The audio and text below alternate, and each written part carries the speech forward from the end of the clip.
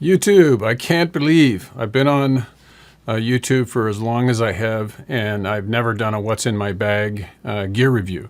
So here it is. I'm going to start off talking about my tripod and my monopod. This is a carbon fiber 4-section made by a company called Photoclam. They're a Korean company. This was provided to me probably 10 years ago. This is the tripod I use the most. Okay, it's fairly lightweight, has a good height to it. And on the top of it, the ball head is a little Manfrotto 494 RC2. And I'm trying to buy another one of these because this thing I use all the time. It's fairly small, but it's good enough for a DSLR or a mirrorless camera like an A7 III. And this is the setup I typically carry because it's super lightweight. And then recently, I did a video on this guy here. This is the iFootage Cobra 2 Strike A150S-2. Wow, that's a mouthful. And this is a really slick monopod that you just loosen this handle here and you can extend this thing. I've been waiting for something like this for a long time. Now, iFootage make another version which has the clips on it like some tripods do, and I didn't really want that. I wanted something that was a little easier to actuate, and even though this is the aluminum version, it's got a rubber grip here, so you're out in the cold, you're never really touching the cold metal, so that's kind of a good thing. I've already done a video on this, so you can check out the full review. I'll put a link to it up here. But this thing is fantastic, and since I did the review, I actually kind of stumbled onto another use for it besides actually using it as a monopod. And I'll just show you quickly here. So this is a real premium quality piece of kit. And the longer I have it, the more I seem to find different uses for it. But let me just grab a camera here. We'll just screw this guy onto the bottom of it.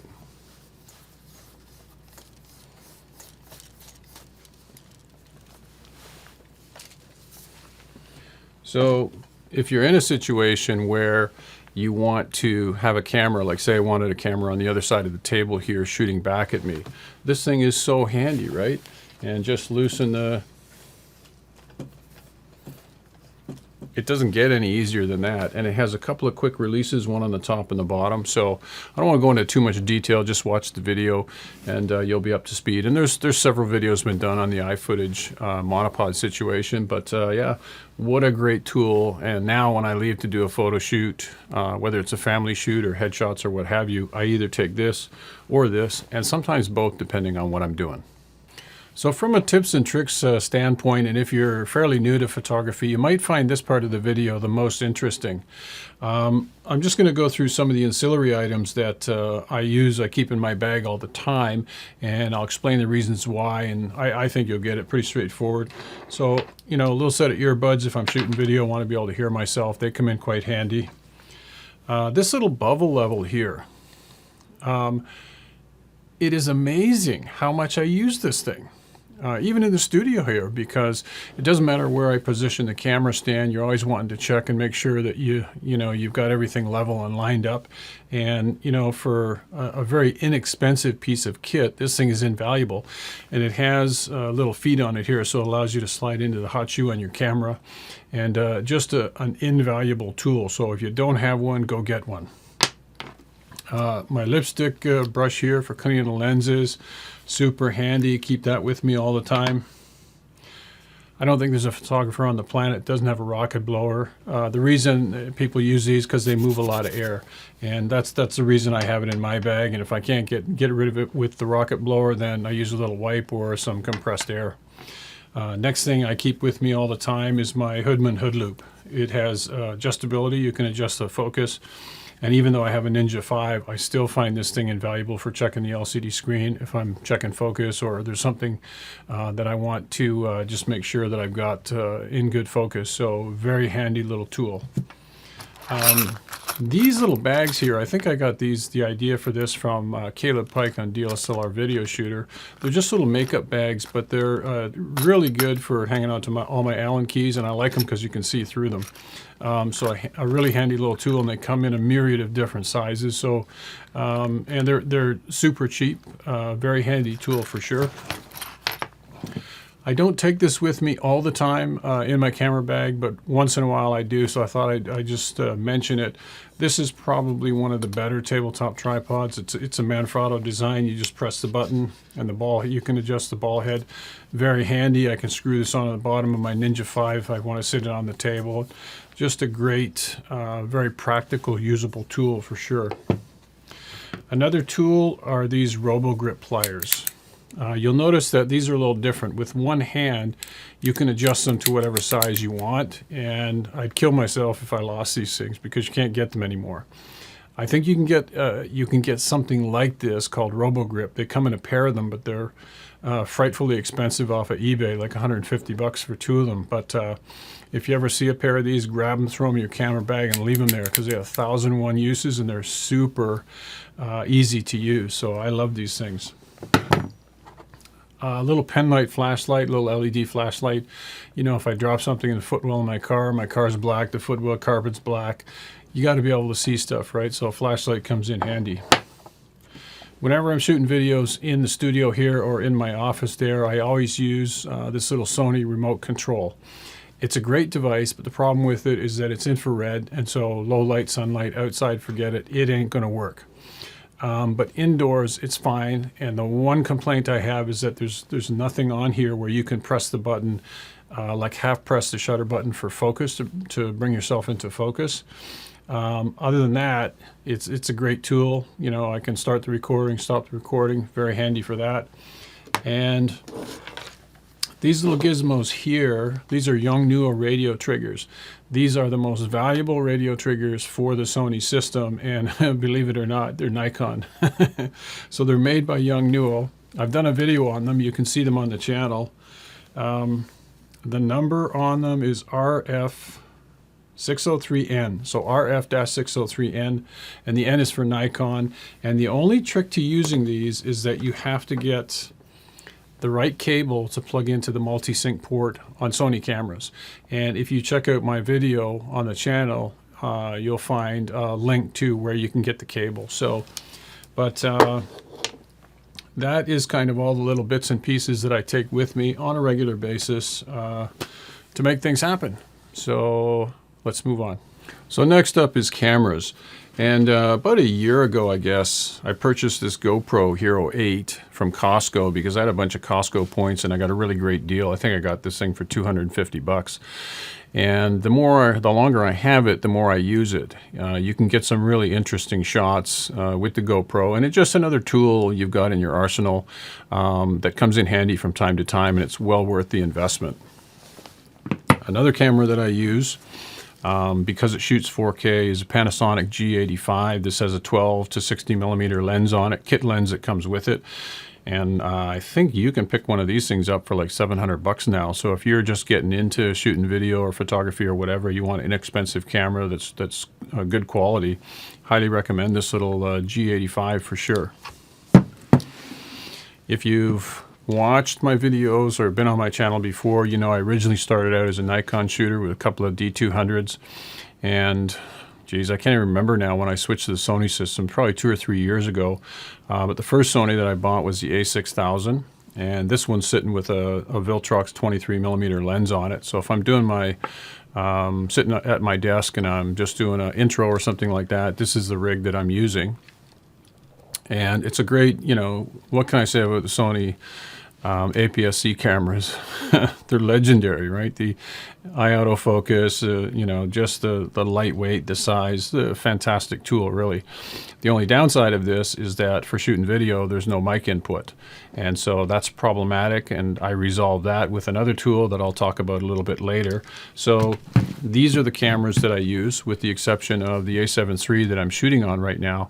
And because in my personal life, I prefer doing, my passion is headshots, and I do a lot of HDR work where I'm shooting people or objects and then put them all together in Photoshop, like a manipulation or something like that. And you can see the example on the screen here behind me. Switching to full frame for headshots and shooting people and children and beauty shots and family portraits and stuff like that, you won't regret it.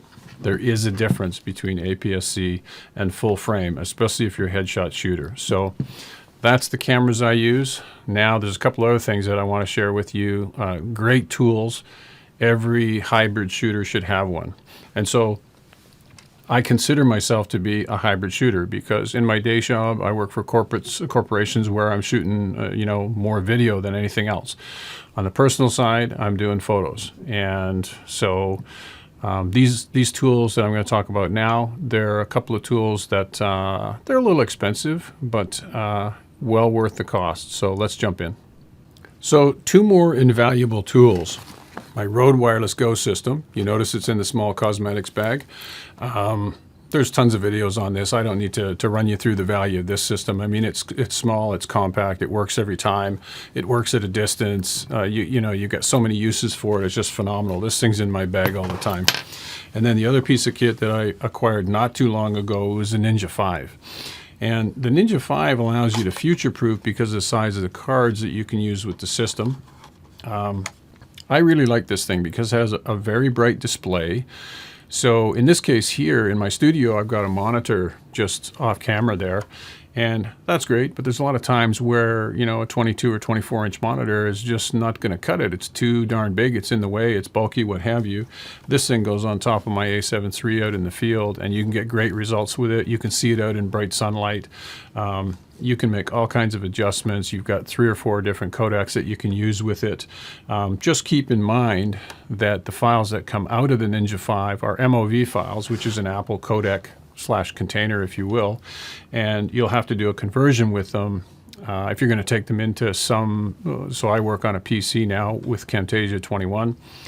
And even though Camtasia claims to handle MOV files, sometimes they come in audio, no video, video, no audio, you know what I mean? So I just dump them into Handbrake and convert them, and away I go. But this thing is just an absolute beast of a monitor / recorder. It has an audio input. It has a record input. So the advantage for me is I can use this with my A6000 and I can have a microphone and headphones plugged in. So it really extends the capabilities of some of your existing equipment. What more can I say? Go out and get one if you can afford it. Okay, everybody's favorite topic, and that's camera lenses. And so we're going to start off with my A6000, which I have mounted the Viltrox 23mm 1.4. Great combination for desktop shooting, and most of my intros and outros have been done on it. This is actually the first video that I've ever used my FE 50mm 1.8. So I'd be interested to hear your feedback on that. But yeah, so the one lens I use with the A6000 the most is this little Viltrox. The next lens, if I want to get more of the office in or more of the background in, I'll switch to the Sigma 16mm f1.4. This is a super sharp lens. Lots of reviews been done on this. It's APS-C, unfortunately, but a fantastic lens, super sharp, real go-to. I don't hesitate to use this lens ever. Fantastic, buttery smooth focus. What more can I say? This is just a great lens for sure. Now I can call this lens my one and done. This is the only G Master lens I own at the time, and it's a 24mm Sony G Master lens. And the beauty of this lens, especially in my small studio here, is it has the crop in buttons on the side, and that's just fantastic for small spaces. But this lens really is, you can use it for anything. You could you can shoot portraits, you can shoot real estate, you can shoot environmental stuff, you can do street photography with it. It's just a great lens. Of course you have to watch. You get closer to the outside of the frame, you're going to have a little bit of distortion, but this lens has received rave reviews, and since I've had it, I mean, it's attached to my A7 III probably 80% of the time. So if you're looking to pick up your first G Master lens and you want it for video and photography, this would be a great choice. For headshots, I have the first version of the Viltrox 85mm 1.8, and I have no complaints whatsoever about this lens. Yes, it gives you a tiny bit of purple fringing. If you watch the reviews, you'll hear that. But and if you're going to buy it now, there's a second version out. So by all means, purchase a second version. But if you get a deal on the first one, I mean, I have no complaints, and I've taken some of my best headshots with this lens, including my own headshot. I'll put it up on the screen for you. But yeah, phenomenal piece of glass, and the price was right. I think it was like $500, something like that, when I purchased this lens. But yeah, superb lens for headshots for sure. The first Tamron lens I own is the 28 to 75, because I was looking for 24 to 70, something that would, you know, do that range, give me a little flexibility if I was doing family portraits or something like that, and I needed, you know, a little bit of versatility. And I have no complaints about this lens either. You know, some people, oh, it's, you know, it's not wide enough. I missed that 4mm. Dude, back up 2 feet. Don't be lazy. Great lens, you know, really sharp lens, good bokeh from this lens for sure. You know, go out and buy one for confidence, with confidence, if you're on the fence for this lens for sure. Now, another lens I picked up in the Tamron line is the 70 to 180. And I have an older, when I was shooting Nikon, I have a 70 to 200mm lens, which is a great lens, but doesn't work on my Sony system. So I was looking for something like this lens. Didn't want to spend the money for a 70 to 200, and I have not been disappointed with this lens. It has great bokeh. It has great compression. It's great for headshots. It's got a 2.8 aperture, and it's lightweight. The one thing I can tell you about a 70 to 200 lens is that when I had the Sigma, it was the lens that I used the least because it weighed the most, and I just didn't want to take it out of the bag. And so when this thing came along, I was really surprised how lightweight it is and how well the lens works. So very happy with this lens as well. Now, if you're interested in a 70 to 200, Sony has just updated. They have a version 2 of their 7200, and I understand it's quite good, and they've chopped the weight from it. Almost comparable to the weight of this lens. So that might be something that you want to look into. Myself, currently, for future lenses, I'm looking at the 50mm 1.2 because of the bokeh at 1.2, 1.4, 1.8. And I'm actually, you know, experimenting with the 50mm range. I haven't been a 50mm shooter traditionally, but I think for the space I have here, if I was going to choose between 50 and 135, I've set this, I played around with this guy at 135, and I can go to the back of the office there, which is about 20 feet away, and, you know, I could do a full-length shot, but I'm thinking that the 50mm is going to be a more versatile lens for me, so I may do a review on that if I decide to pick one up in the near future. But that's the lenses I have at the present time, so let's move on. So the name of the video is what's in my camera bag, so I guess it makes a lot of sense if I show you a camera bag. So this is my latest acquisition. This is the Vanguard VO Select 49, and I've done a video on this bag. It's a terrific bag. I really like it. This is my backpack of choice right now. And so if you're looking for a bag that is a rear opener, so it doesn't open from this side, it opens from the strap side, carries a decent amount of kit, has a substantial width, kind of matches my frame. That's why I purchased this, and because, you know, my full frame kit is growing, carrying all the stuff I do now, I needed a little bit bigger bag, and so this is a really ideal backpack. It's not really deep enough if you are using a full frame camera with a grip on it. It needs to be about this much deeper, but I'm sure Vanguard would have another bag that you could take a look at. So, yeah. Okay, another piece of kit or camera bag that I use is this belt system from Think Tank Photo. So if you're an amateur photographer, you'll see a lot of pros using these belt systems. I love them because they just get the weight off your shoulders. I don't like having a shoulder bag full of lenses and stuff. It just, you know, it wears on you after time. And so the skin set belt is a great choice, and I've had this thing for, God, 5-10 years, something like that. You can't wear it out, and it's just so comfortable to wear. It's great for doing, you know, field shooting, family portraits and stuff like that, where you're out with a group. You don't want to carry a lot of stuff in a bag. You can put your speed lights, lenses in the pouches, and away you go. It's just a really great choice to get the weight off of your shoulders, and it's more comfortable shooting, and if you're comfortable, you're going to shoot more. For roller bags, the bag I'm using most frequently now is the Navigator from Think Tank Photo. And this is a great bag for this. This bag will hold 2 full-size DSLRs, mirrorless cameras with grips, plus a ton of other stuff. And this is my choice for my roller bag right now. It's the one that I use the most, so that might be something for you to consider if you're in the market for a roller bag. Okay, so to wrap this up, thanks very much for watching, and if you find the video useful, by all means hit the subscribe and like buttons. And if you have any questions about any of the kit, any of the bits and pieces I've shown you in the video, connect in and I'll try and answer your questions as quick as I can. COVID is still upon us, so watch out for the mighty Omicron. And that's it. We will see you next time. Take care now.